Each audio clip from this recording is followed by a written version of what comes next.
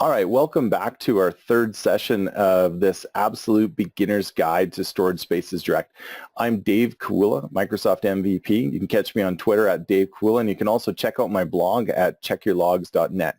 I'm joined by fellow co-presenter Clint Wyckoff, who's also Microsoft MVP. You can follow him on Twitter at Clint Wyckoff and check out his blog at cdubhub.us.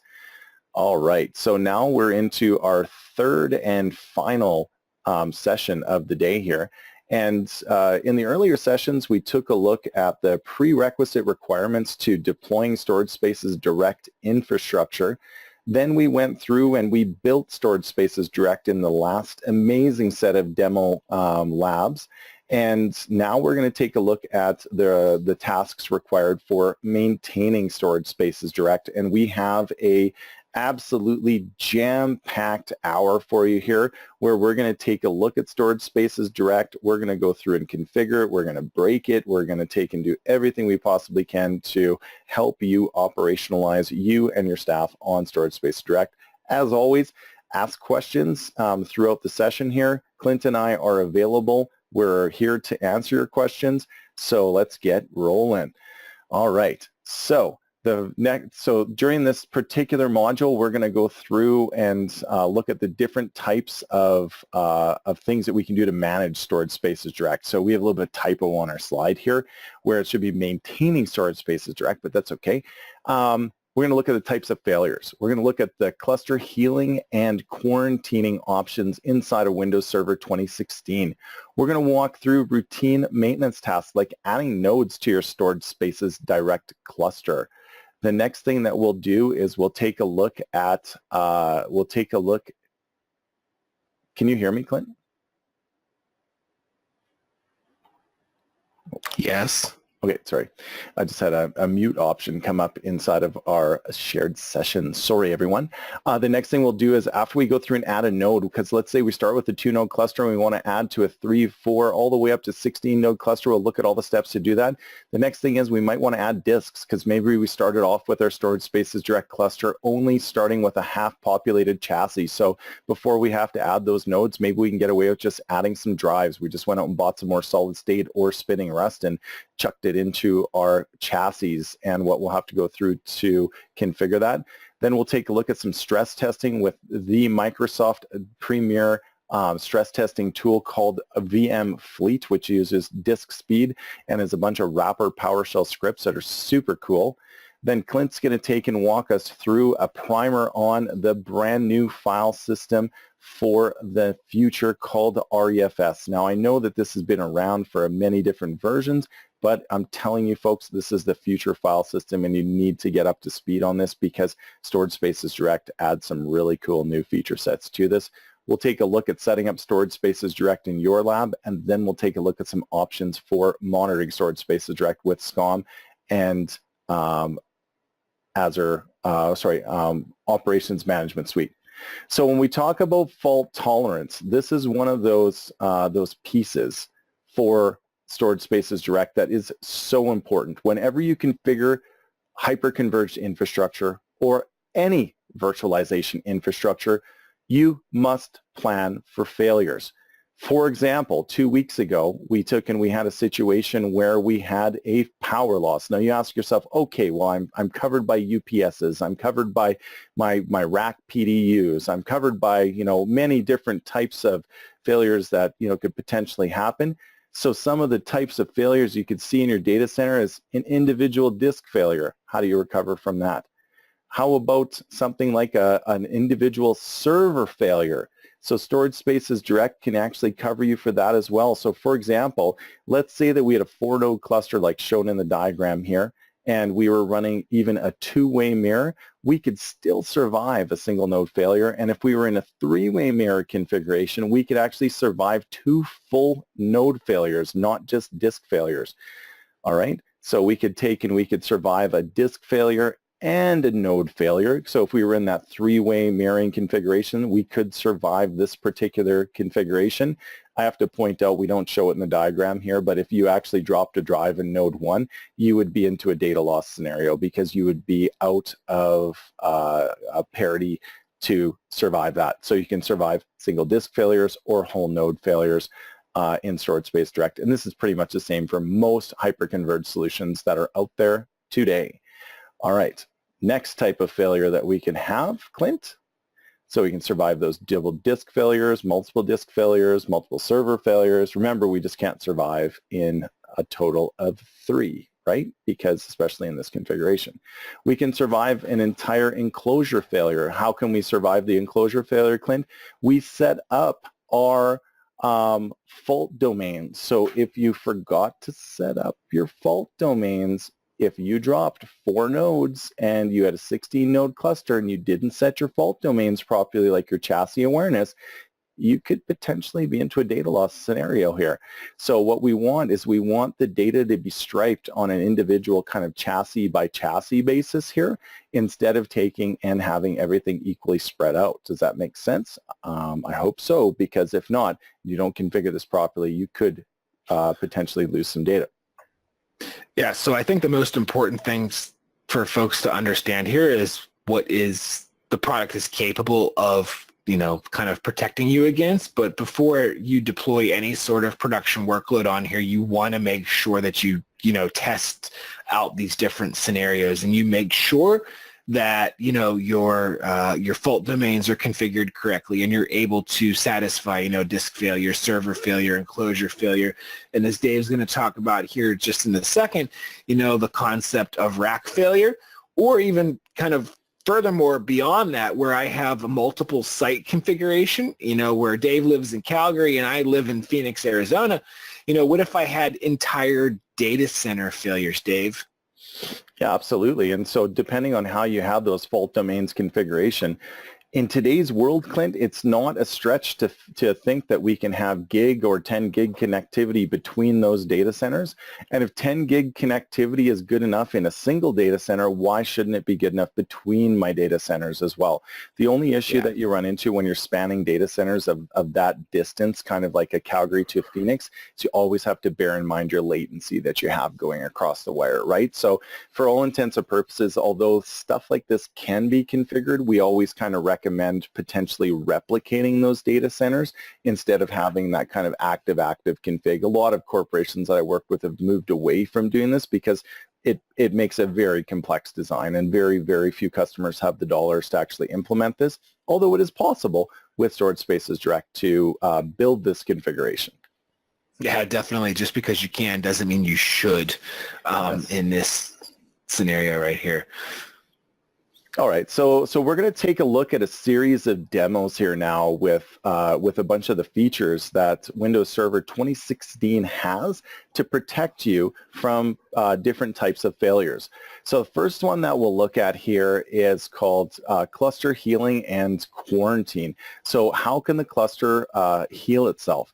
Well, in previous versions, Clint, if your cluster had a node that was in a reboot loop from blue screens, for example, you know, if you're listening to the session here right now, go in the chat window and, you know, just make a comment in there about the fact that, you know, you've seen a rolling blue screen loop where, you know, the server stays online for 5 minutes and then locks up and blue screens again, maybe has a driver issue, firmware issue, something like that. Normally it's something kernel related that's causing that, Clint.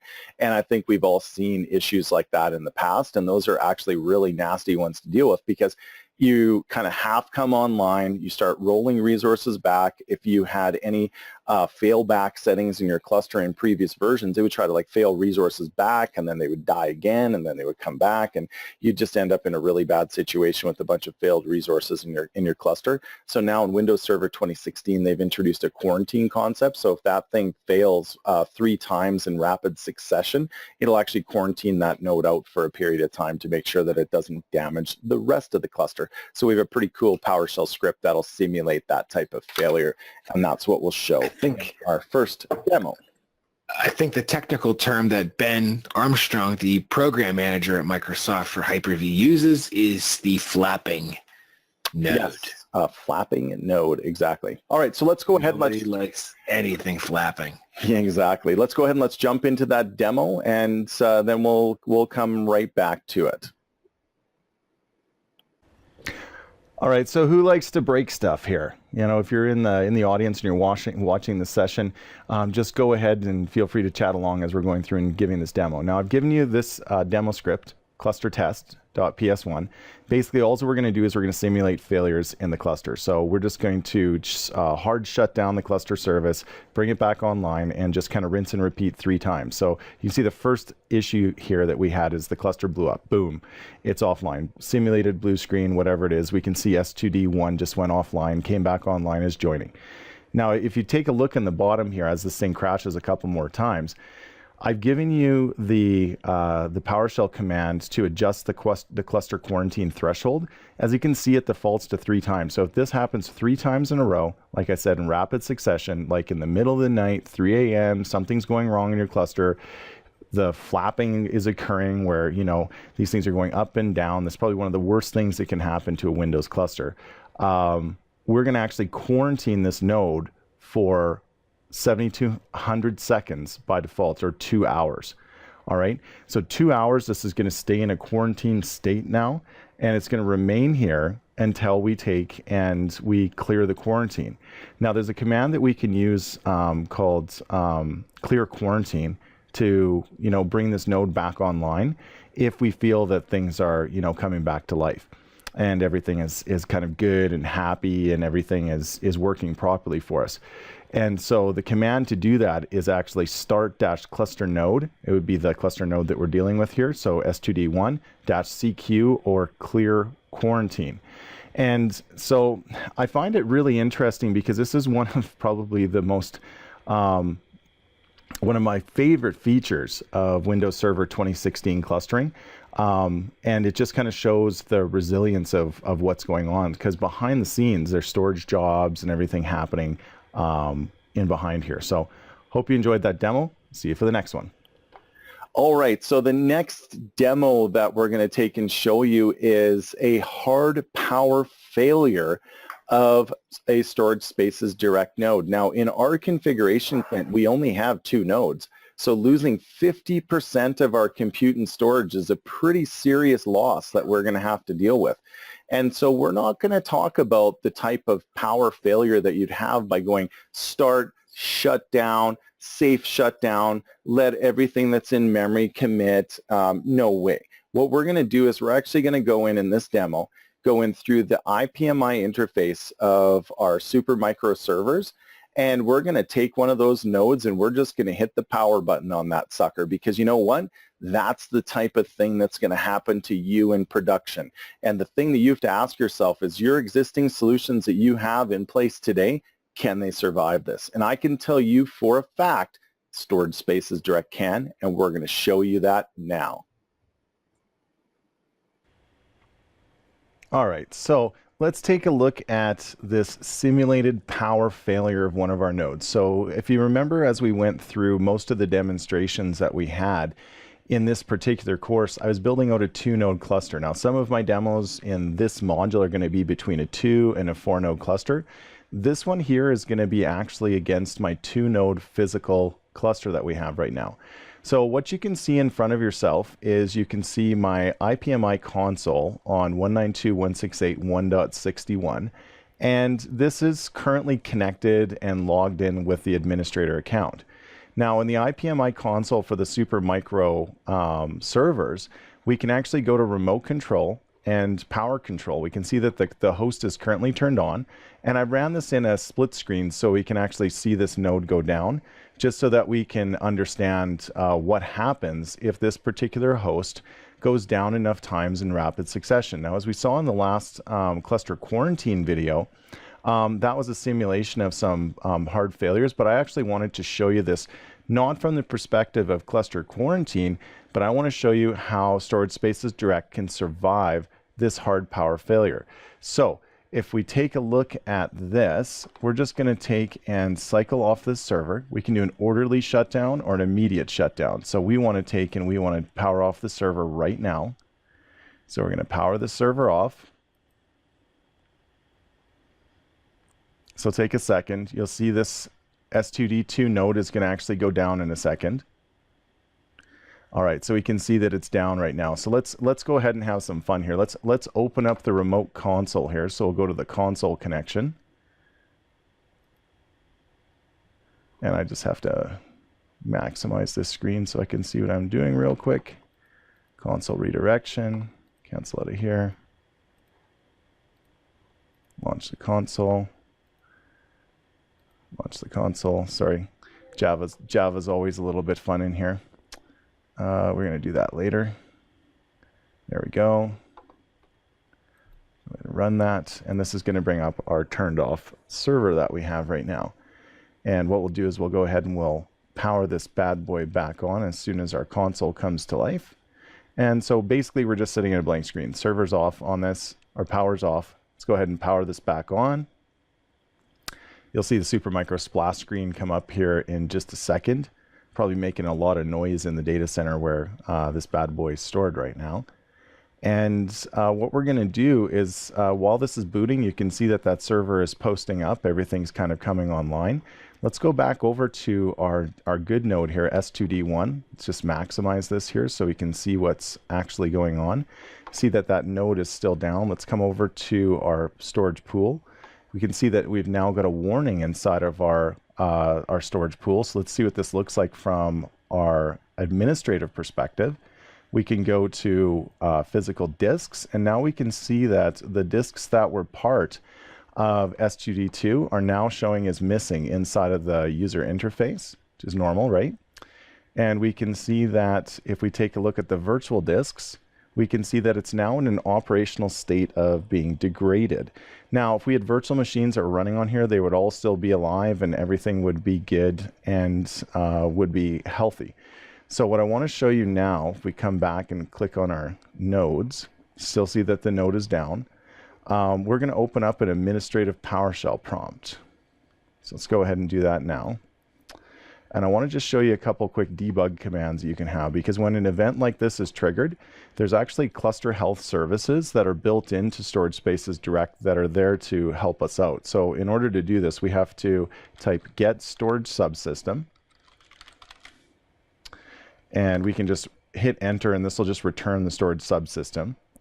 And in order to pull up what we want, we're just going to type cluster and wildcard that out. And we can see that it's in an unhealthy state, right? Because we've got one of the nodes that's gone down. And then what you can do is you can type in debug.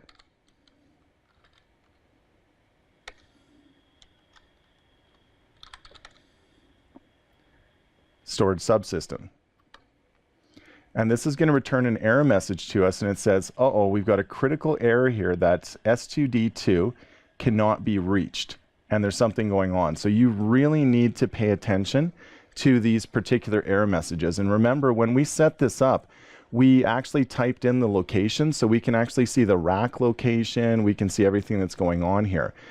And so this is one of the triggers that, that when you look at the System Center Operations Manager Management Pack looks at, this is one of the things that it's going to be watching for. I'm actually in the process of custom developing some watcher scripts of my own that are going to be basically polling the system every so often for these types of error messages as they're coming through. Now we can also see what's happening with the cluster as this node comes back online. So let's just go ahead and minimize our PowerShell window. We can see that the node is now up. And let's actually go see if we can see some of the rebalancing operations that are happening right now, because it's going to have to take and make sure that the disks are healthy and are available. So let's go get physical disk. Let's see what that's going to show us. All right, so we can see that the operational status is actually already back to okay. We can go get storage job. See if there's any active storage jobs, which there are, and we can see that we've got several volumes inside of here. And if I just press the up arrow and rerun this again, we'll see that the size of these is actually creeping up because these jobs are actively running right now.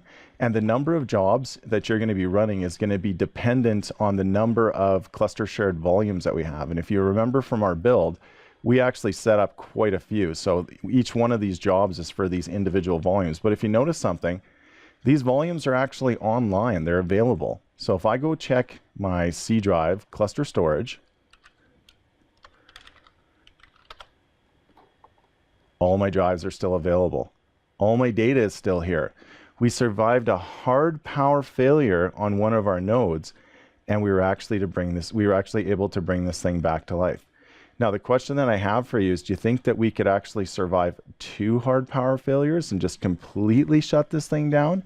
The short answer is yes, but you have to take and wait for some of these storage jobs to finish up before your data is available for you. So it can take a few minutes for things to come back online, but you really don't have to do a lot behind the scenes. These jobs are running automatically.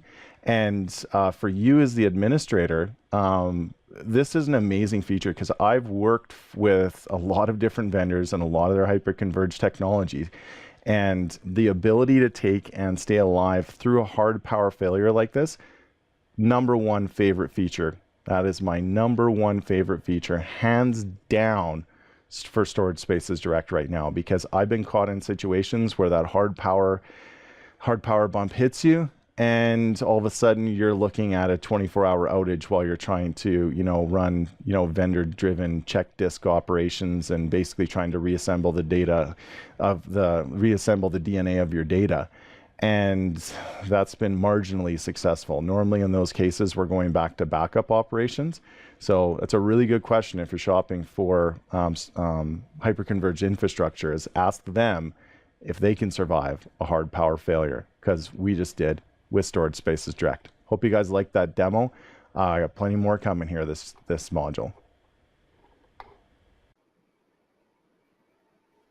All right, so the next demo that we're going to show you is adding a node to our Storage Spaces Direct cluster. So this demo actually took place in a nested Hyper-V configuration that Clint and I set up because it's very easy for us to add or remove virtual nodes. The cool part about this demo, though, is it doesn't matter if it's actually a physical piece of bare metal hardware or if it's actually just a virtual machine that we're adding into the mix. So we started off in this lab configuration with a 3-node cluster, and we added a 4th node with an equal amount of disks and storage capacity. And we want to show you just how easy it is to let the cluster services take over and automatically join this to our storage pool. How many PowerShell scripts do you have to take and run to do this, Clint? And if you're going to take and you're going to answer right now 0, you're absolutely correct. So we're going to show you how with no effort at all, you can add a Storage Spaces Direct cluster. All you need to do is just add it to your failover cluster, get all your prereqs set like what we had in the previous videos, join it to that cluster. That's it. That's your work. All right, let's take a look at that demo. All right, folks, one word comes to mind for me when I think of expanding Storage Spaces Direct, either expanding by adding disks or adding additional nodes, and that is automagic, because there really isn't much work for you to do. So let's take a look at our existing cluster. We have this demo. I've got 3 nodes in my cluster. We're going to add a 4th. So I run get physical disk. I can see that everything looks okay in my cluster. I run get storage health action just to make sure that everything looks cool. We're not having any big problems with our cluster. We pre-installed the OS. We've updated the drivers, firmware patched, and we're ready to add this cluster node. So to do that, we run add cluster node, and with the dash name of S2D4, which is going to be my 4th node for this cluster. Now, this is going to take a minute for this cluster member to fully join and become a fully functional member of society, so to speak, as it takes and it adds to our Storage Spaces Direct cluster. Now, what you have to understand is that in a real-world environment, this would be a server with drive bays in the front of it, JBOD disks that are available for us. And Storage Spaces Direct, shortly after it gets added to the cluster, is going to start grabbing those disks and automatically expanding the pool. So you actually don't have to do anything. So your job as an administrator to add an additional node to Storage Spaces Direct consists of running add cluster node dash name and the name of your cluster. That's it. Most operations with Storage Spaces Direct, even although they're not done inside of the GUI and PowerShell, they're very simple lines of PowerShell to take and manage this. So this is going to finish joining in just a couple seconds here. And when it does, we're just going to double check in the cluster to see if it looks like it's okay. So we'll go over to nodes. We can see that it's still in a state of joining. That's going to take, and that's going to show a status of up here very shortly. I find it can take up to 3 to 4 minutes to happen. Then we'll jump back over to PowerShell here, and let's just check our storage health report and storage health action, sorry. And we can see that, stuff is starting to happen in here. We're starting to restore the resiliency of data. We're expanding this. It's watching the cluster to see what's actually going on.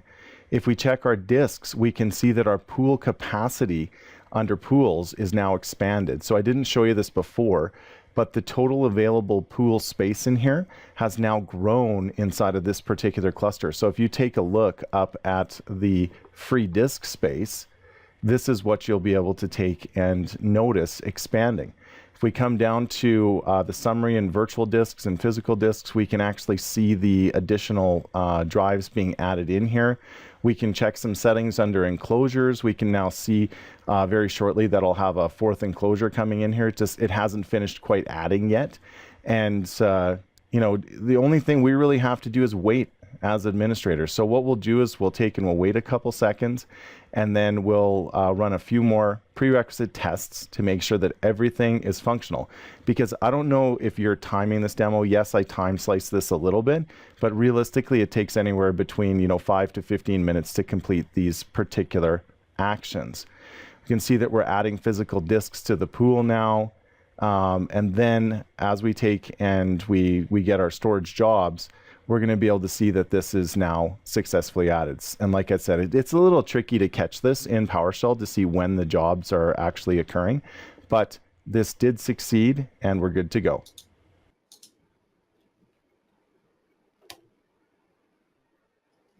All right, our next demo we're going to show you here is expanding the storage pool. So let's say that we had a 3-node or 4-node storage spaces direct cluster, and we wanted to go ahead and add more drive space. So envision in your head right now a HP DL380 server. It's got 24 drive bays in the front. We've only filled 12 drive bays. I want to add another 4 drives to each of my respective servers, going to 16 of 24 drives total capacity in each of those. This is what we're going to show you in this particular demo. Once again, guess how many PowerShell commands you have to run to add this additional storage space. If you're answering 0, you're absolutely correct, because Storage Spaces Direct will automatically detect that available storage and automatically join it to the pool. And we're going to show you this now. All right, so one of the most common operations that you're going to run into in dealing with your storage fabric is the expansion of storage. Storage never really shrinks. It always typically grows. So the very first thing we're going to do for our Storage Spaces Direct cluster is we're going to see the health of our Storage Space Direct cluster by just running a couple commands like get physical disk. We can see everything's healthy. We can get storage health action, seeing that everything is healthy and succeeded and we're not having any big issues inside of our pools. And then the next thing that we're going to do is we're going to go into get storage subsystem. And what we're going to check here is we're going to check to see if there's any issues that we've got running with it. So remember in some of the earlier videos, we showed you how to debug the storage subsystem to see if there's any errors that the cluster health services have picked up. So we'll go ahead and we'll run that. So we can see that we've got a minor issue, but it's just a bit of network connectivity in my lab environment right now. So I'm not too worried about that, but this is something that you'd want to check out in production before you really get rolling. So the next thing that we're going to do is we're going to take and we're just going to add a few disks. So we're going to take our node S2D3. We're going to create 2 additional disks, data disk 3 and data disk 4.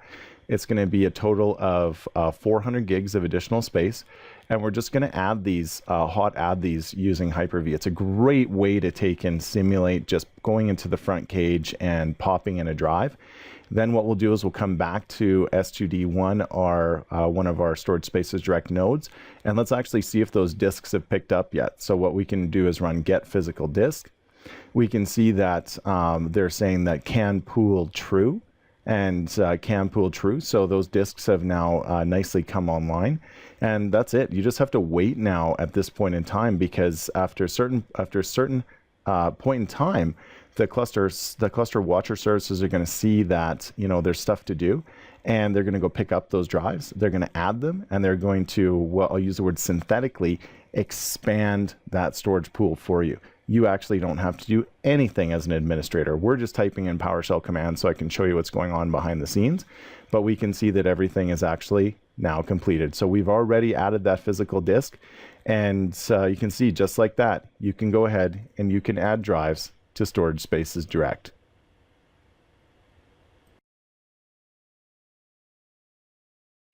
Now, one of the most important things when you're configuring a production-ready system, hyper-converged system, is stress testing. You want to make sure that when you're under load for Storage Spaces Direct, that you can survive your servers being pinned to their maximum capacity. It's also nice to go to your bosses and say, hey, this build that we have can actually generate over 1 million I/O. Probably not going to understand what 1 million I/O is, but that number of 1 million is pretty cool.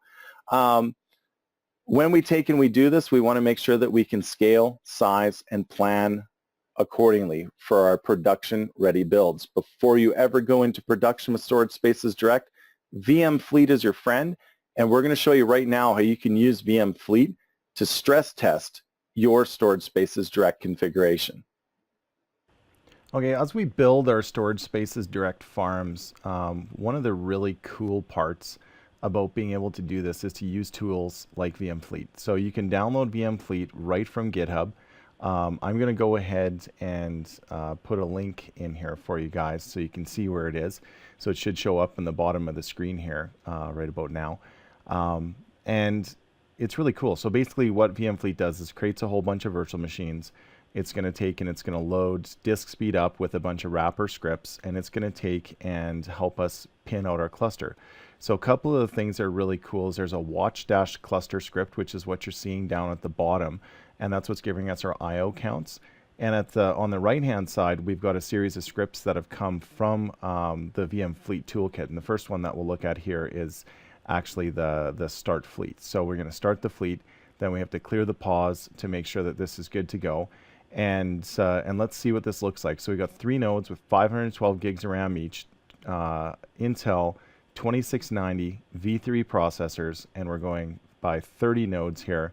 And what we're going to do is we're going to take and run a test here where we're going to do 100% reads, just so that we can take and we can see what our maximum kind of I/O is across these 3 nodes. And what you're looking at right now is you're looking at approximately a maximum of 600,000 or so I/O, so about 200,000 per node. This is actually a 4-node cluster. I didn't have a chance to add the 4th node yet, but I would have pushed pretty close to 1 million. I retested this a little bit later on, and I actually, with a little bit of tweaking, got about 1.3 million I/O and almost sub 1 millisecond latency. So that's very, very cool. All right, so one of our last demos that we have of our 3rd and final session today is going to be on building your very own Storage Spaces Direct lab with my big demo script. My big demo script will actually build out all the prerequisite components that you need to set up Storage Spaces Direct in a nested environment on a laptop or in a server. So what you can do, just download my script, get a copy of the Windows Server 2016 ISO file, get a copy of your MSDN or TechNet product key. That's all you need, those 3 components. We'll take and build the base gold reference images for you. We will take and we will build your domain controller, DHCP server, and a functional Storage Spaces Direct lab, all with a single click with our big demo script. Best part about it is all of our PowerShell commands that we need to build this for production, the same ones that we showed you earlier for building the physical 2-node cluster, are exactly the same in a nested Hyper-V environment, which is what we're going to show you right now. All right, now one of the best parts about this course that Clint and I are doing is we're going to give you all of our PowerShell build scripts. Now, in order for this build script to run, you just have to download yourself a copy of the Windows Server 2016 ISO, and it's going to take and it's going to build all of the base virtual machines that you need to use the exact same lab that we're going to show you in every single demo in this course. That's pretty cool, isn't it? So in order to kick this off, all that we have to do is simply execute our big demo 3-node S2D PowerShell script, enter in a few parameters, and we're going to be good to go. So let's go ahead and get started. So we'll go ahead and start off by initializing the big node, 3-node S2D PowerShell script. Say that we're going to run this, ignore the security prompts just because we don't have a signed certificate. Our working directory that we're going to have for our lab is going to have us storing all of our virtual machines in C drive cluster storage, volume 1, DC build. Now this is going to be dependent on your environment. You can actually put in whatever parameter you want that'll match your laptop or your server you're building on. Same thing goes for our company. Our fictitious company that we're going to be using in this particular course is going to be called company.pri. Our owner is going to be Dave Kawula. Time zone is going to be set as Pacific Standard Time. Administrative password is going to be set as p@ssw0rd. And the domain is going to be called company.pri. Domain administrative password is going to also be uppercase p@ssw0rd. Now, because we have to build a Hyper-V virtual switch, we're just going to create a private virtual switch called company_vSwitch. Define a subnet that we're going to run for all of our virtual machines that we're going to build for this lab environment as 172.16.200. And then the final step is just going to be to define a source for any additional lab files. Now for this particular script, we don't have to worry about that. So you can just put in any particular input and you'll be fine. Now immediately you'll see all of your virtual machines are going to start to be built and power on. Now, for our example, I threw in an extra domain controller just to show you what that would look like. So we're going to have domain controller 1 and domain controller 2. It's always good to have redundant domain controllers, a DHCP server, and a management server. Now, the script is actually going to go ahead and install Active Directory based on the parameters that have been defined, and it's going to build a domain for us called company.pri. So this script is very flexible for your environments because you could actually choose whatever input parameters you want, and you could build and tailor this lab to anything that you need. Directory forest.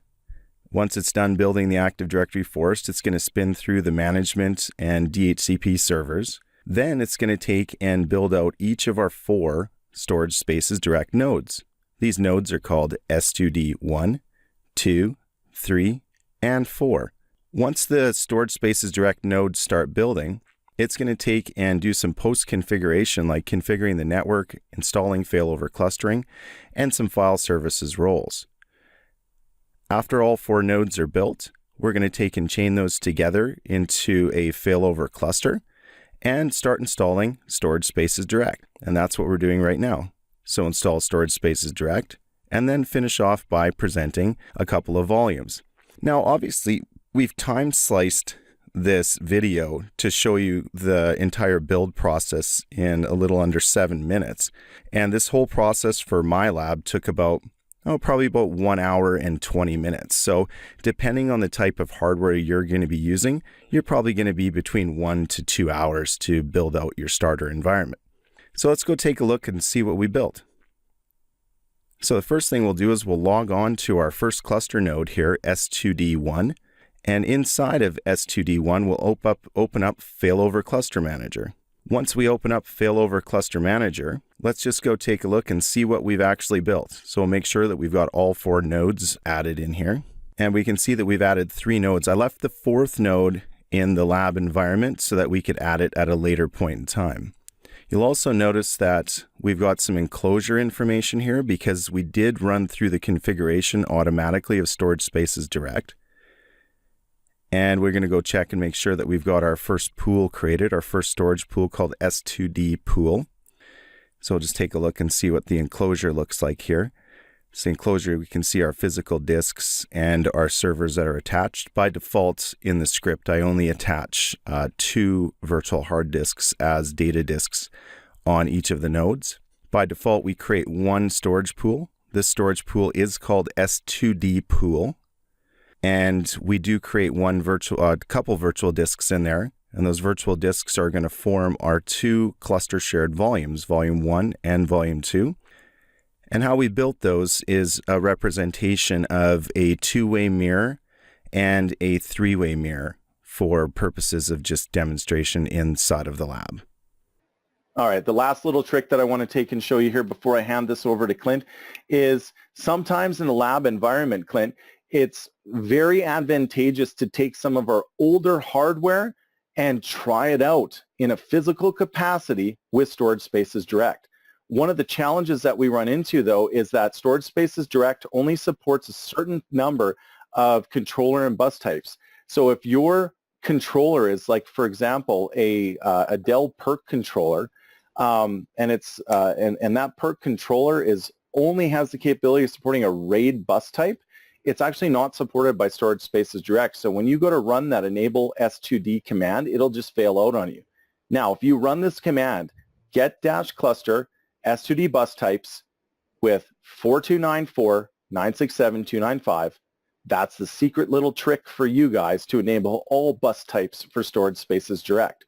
So this means that you can actually take any type of hardware, share the drives across it on any network configuration, even without RDMA, even a 1 gig network connection, this will work. I've tested it all. It does work. Amazing for lab configs, amazing for testing this out, and amazing for testing this out on physical hardware, because sometimes physical hardware's just a little bit easier to understand than working in a pure virtualized environment. Yeah, all right, sure. So with that, Clint, I'll hand it over to you, and I think we're going to talk a little bit about something near and dear to your heart, right? Yeah, definitely. And those are way too cool demos. And, thanks so much for sharing that with the community here today, Dave. So definitely something that's near and dear to my heart, being the resilient file system. So, if you go out there and, you may hear folks call ReFS or REFS or resilient file system. Each one of those different, nomenclatures are interchangeable, and we're not talking about the standard NFL refs either. This is the file system of the future for Microsoft. So, ReFS, resilient file system, REFS, whatever you want to call it this day of the week, this is the file system of the future, as I mentioned, and Microsoft is making huge enhancements, inside the Windows Server 2016 product. Some history on it. It was originally added into the Windows Server family back in Server 2012 with ReFS version 1. Just like everything else out there inside the data center, this file system itself has evolved. And, much like NTFS, which was the predecessor and kind of the file system that we all know very, very, very well, was the file system of the future, decades ago. That's what ReFS is today. So, some of the cool kind of, facts about it are the fact that this is truly a 64-bit operating system, can support up to 18 billion objects on a single volume. It supports pretty much every single one of the file system capabilities that its counterpart NTFS does support. Some of the different wishes that us in the community have shared with the Microsoft program managers at different MVP events, including MVP Summit last year, was the fact that we're looking forward to hearing and seeing more around the concept or the topic of, data deduplication. So definitely want to keep your ear to the ground on that one. So some small wishes. So today ReFS is only supported on, data drives, D drive, E drive, F drive. For instance, it is not supported on the boot partition being your C : drive there. And really the fact that this file system is being built into Hyper-V, it's being built into, Storage Spaces Direct. With that, it has absolutely seamless integration with storage spaces as you build out these kind of, scale out Windows failover cluster environments that are hosting, a lot of your mission critical applications and data. So, there's a couple of different deployment types. The first one being a simple ReFS volume. This one here is on a single node or a single piece of bare metal hardware. Some of the different capabilities that it supports is fast cloning, which is an API, spaceless full backups, data integrity streams, and we'll talk about that here in a few minutes. That's the simple deployment model. The second model that is supported from a ReFS perspective is the shared storage spaces. Now, whenever we configure our shared storage spaces, and this is kind of similar to storage spaces direct. Whenever you configure the parity in it, you need to configure the parity inside of the storage spaces. So while traditional parity, or being able to tolerate multiple node failure inside of a cluster, poor performance goes along with that parity bit, and the fact that it's being written out across those different nodes inside of the cluster, so it's more an I/O intensive. However, the kind of on the flip side of the coin there is the poor capacity that you're going to get whenever you're doing, a two-way mirror. So essentially you're going to lose 50% of the capacity inside of that storage spaces cluster. And, Windows Server 2016, and this session is all about the beginner's guide to storage spaces direct, and ReFS fully supports storage spaces direct, both in the converged deployment as well as the hyper-converged deployment. So kind of the most important kind of caveat here, and there's obviously a cost associated with this from a licensing perspective, is the fact that storage spaces direct does in fact require the data center edition of Windows Server. I don't think that's necessarily an issue, because kind of the main use case, Dave, and what we've really discussed and hit on pretty well, I think, was the fact that the main use case being the Hyper-V role, right? And from a volume licensing perspective, whenever you deploy Windows Server on top of the data center edition of Windows Server, that's unlimited licensing, whereas standard edition only gives you one OSC, or operating system environment, as Microsoft calls it. So storage spaces direct, seamless integration with ReFS. However, it does require the data center edition of Windows Server there. So ReFS being built to scale. Like I mentioned, this is 100% the file system of the future, 64-bit file system, and full support of 16 exabytes worth of data on a single volume. There are specific VSS kind of limitations that tie you to 64 terabyte file system size or volume size. However, the file system itself, the underlying pieces of it, are built to scale to to 2 to the 64 power there, as you can see. However, there are some really cool pieces of integrity that are built into the file system, so it doesn't carry a lot of the nasty NTFS limitations of, check disk, or, max file fragments, or if you're wanting to look at blocks of data larger than, 4 megabytes in size, that traditionally posed a problem for the NTFS file system. So, this inside of Windows Server 2016, ReFS is version 3.1. If you've tested out any of the technical previews that Microsoft had out last year, Dave, you would have seen that whenever Microsoft went to market with those TPs, it was version 3.0. Now it's version 3.1. So one of the first capabilities this provides, and this really points at the concept of resiliency, is data integrity. So where you have those parity bits or the mirror copy off on your other nodes inside of your failover cluster, ReFS and Windows Server 2016 actually has data scrubbing processes that run in the background to check the integrity of that data. And if it does detect any level of corruption, the file system itself is going to attempt to automatically repair based on those parity bits or that mirror copy that's on the secondary or the other nodes inside of the cluster.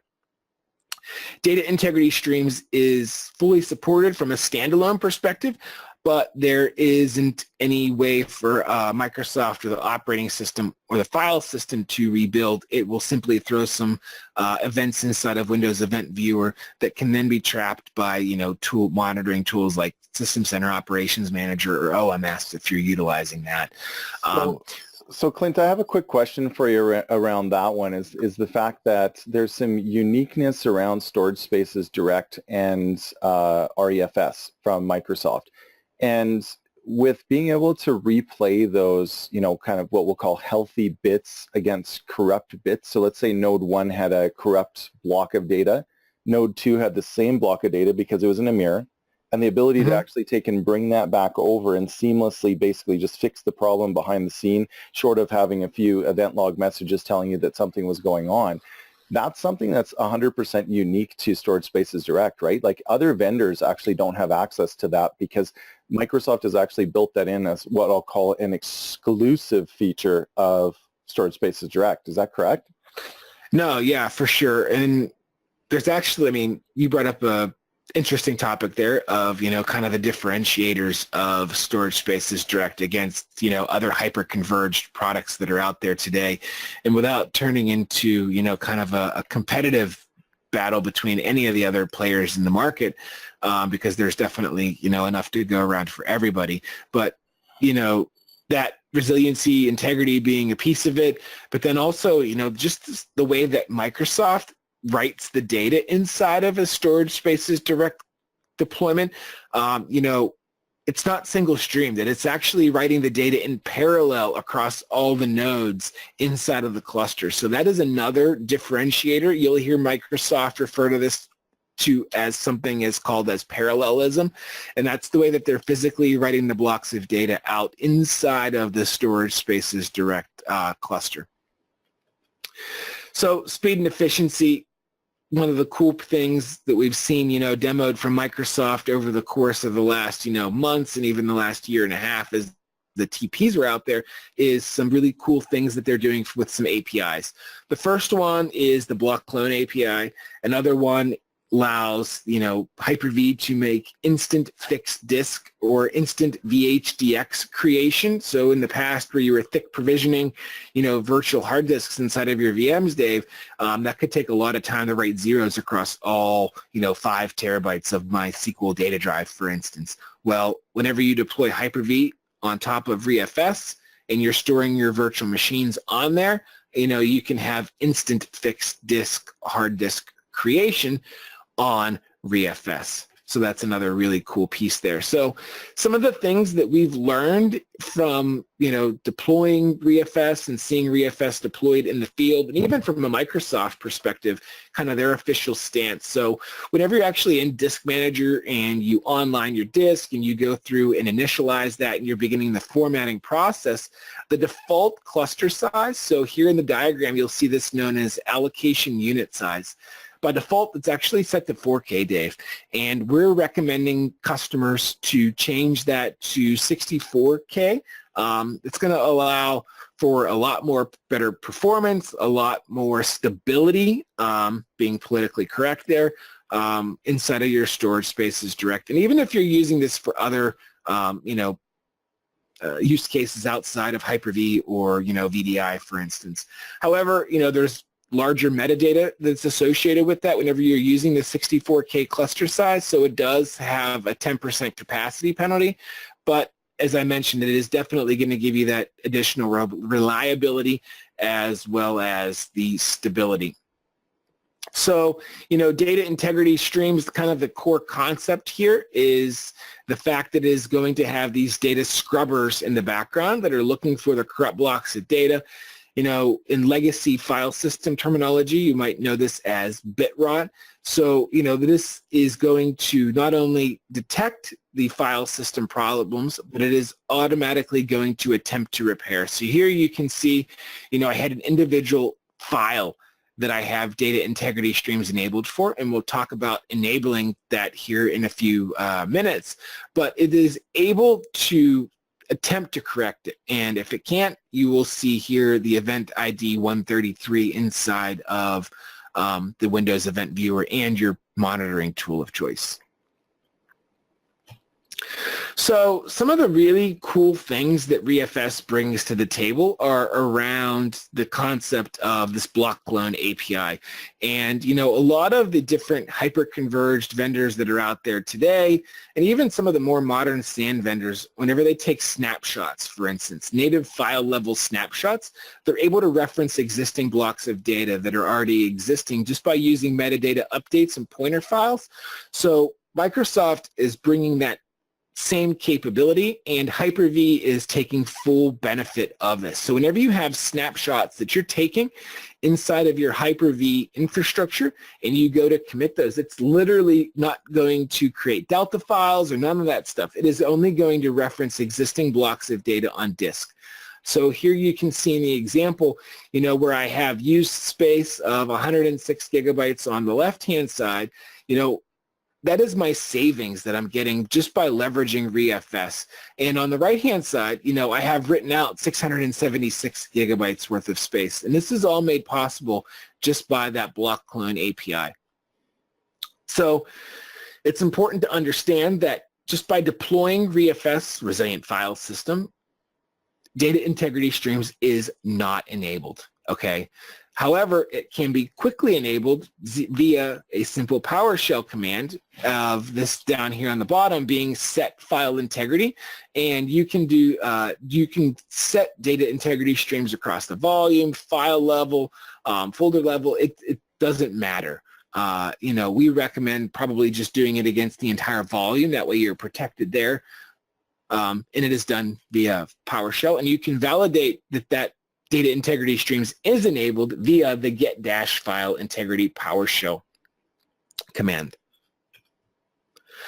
So, I touched on this just a few minutes ago, but the block clone API is really, really, really cool because this is the intelligence inside the file system that is used just by itself within the Windows core server, operating system. So Hyper-V is taking great benefit of this. Other third-party, software vendors that are out there on the market today are leveraging the block clone API to help out in some of their processes as well. And, with that, Dave, I think we're ready to actually dive into some of the different monitoring components. So if you're leveraging System Center Operations Manager or SCOM 2016, there are specific health dashboards that are able to be imported into your System Center Operations Manager deployment via a management pack that are able to bring that visibility. And I'm pretty sure, that Microsoft here obviously has a OMS deployment as for this as well, right, Dave? Yeah, absolutely. So there's some community OMS modules that have been added. One of the reasons I didn't show it because there's been kind of limited editions that have been made to this, and I was kind of hoping that the community guys would have done a bit more work inside of that. But it is possible to manage and to monitor OMS or to use OMS to manage storage spaces direct and monitor it. The other thing that's really cool is I put a link up here for the Operations Management Pack guide for storage spaces direct, and it actually lists all the counters and stuff and what their qualifiers are for SUD. So if you're building your own solution, I'm working on a custom one right now, Clint, where the customer's actually using Splunk, and they want to inject a bunch of that data up into Splunk for alerting. And so we're going to take that operations pack guide and see what we can dig out of there for what the counters are that we want to look for. So it's just some good information around monitoring storage space direct, because this is an important part, because if you're building any solution for the enterprise, can't go to production without being able to monitor it and hand this over to the ops team. No, and as you can see here in the the screenshot that we've got, not only is it monitoring the host, making sure those are available, but it's also aware of the storage subsystem, the different objects, the storage spaces direct, how many I/O, what's my throughput, what's my latency, what's my utilization from a capacity perspective. So there is a benefit in utilizing, the Microsoft kind of framework being System Center, and the fact that the management packs are written by the product teams themselves. So, they know what needs to be monitored and what should be monitored. So I think we're ready to wrap things up here today, Dave. We had module 1 where we talked about, introduction and the prerequisites for setting up storage spaces direct. Module 2 where we discussed enabling storage spaces direct and some of the maintenance tasks that go along with it. And then lastly, in module 3 that we're wrapping up here with you today, we discussed, a couple of different demos leading up to the VMFleet. So you can stress test your storage spaces direct lab environment or your production infrastructure and the ReFS file system. And lastly, your call to action. So your homework is go get the books that, Dave, myself, several of the other MVPs have contributed to.